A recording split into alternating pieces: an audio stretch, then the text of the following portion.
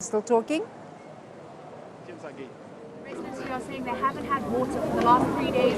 Chiawelo is an ANC board, Mr. President. I understand that you are saying that the country must bear with you and give the ANC another chance. But what is supposed to happen with these residents not having water? Well, the mayor is here. He has already told me about it, and the matter is being attended to. And things like water, and there are one or two places where electricity has not really come through, and that too is being attended to.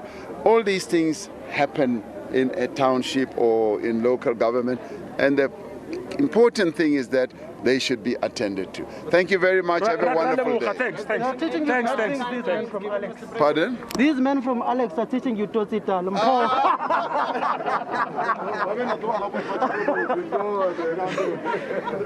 Okay, guys. Nice to meet you. WhatsApp me, please WhatsApp me. As I was saying, Mr. Mkhichwa, evolution of local governance, what can be done differently? I think the most important thing is to put the people at the center of everything that political parties and elected officials do. Because it's very difficult to serve people well if first and foremost you're about serving your own interests. And that's what we've seen by and large in many municipalities. That's why they are collapsing. That's why people would take money that's meant for service delivery and squander it. So if they can go back to that, I think, if they can go back to the principle of putting people first, I think that's what they need to do. If that is their guiding principle, they shouldn't have a problem. But also, I think what I wanted to add here is that, it's interesting for me that the president chose to register and vote where he does not stay. And I'm thinking that maybe the message he's trying to communicate is that he identifies more with the people of Chiawelo, that he would prioritize as president such people. But I think the flip side of that, you could be communicating to people that it's okay to go and register where you don't live. So that I can also go and register in Peter Tief and vote. Problematic. I don't think that that's the message that we want to be sending now. I think it would have been a more powerful message if it was during the national and provincial elections that he voted in Chiawelo. But be that as it may, let's accept it that in the message that I think he's trying to communicate with doing so.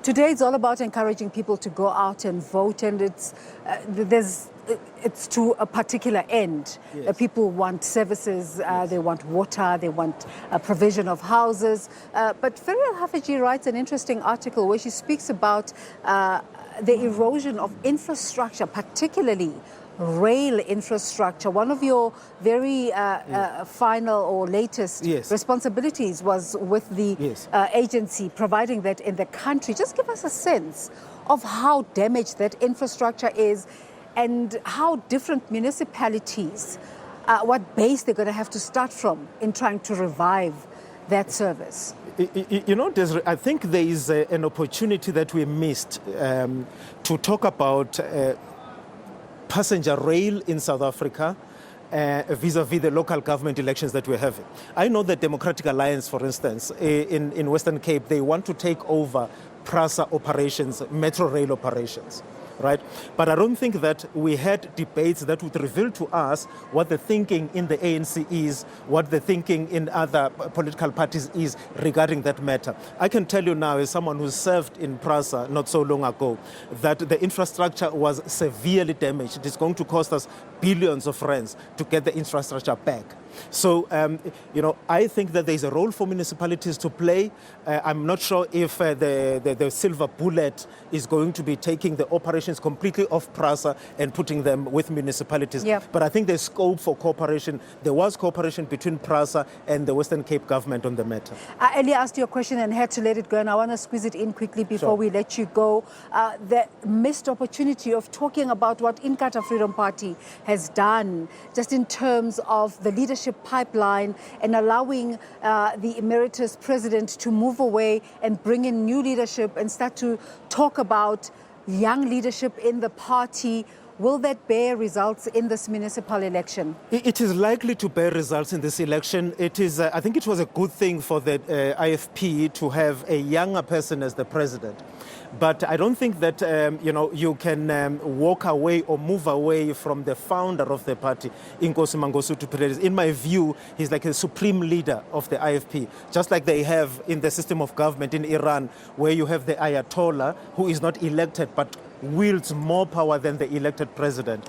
I think that he's been the face of the IFP for a very long time, that it would be risky and it would be tantamount to gambling to put a new face right now, whilst the Inkosi Buthelezi is still very active.